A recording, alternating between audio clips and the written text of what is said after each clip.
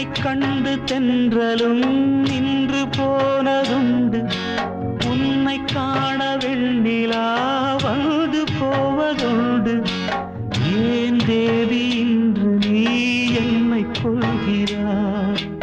முள் மீது ஏனடி தூங்கச் சொல்கிறாய் உன்னை தேடி தேடியே எந்த நாவி போனது கூடுதானே இங்கு பாடுது கூடு இன்று குயிலை தானே தேடுது நான் பாடும் மௌன ராகம் கேட்கவில்லையா என் காதல் ராணி இன்னும் தூங்கவில்லையா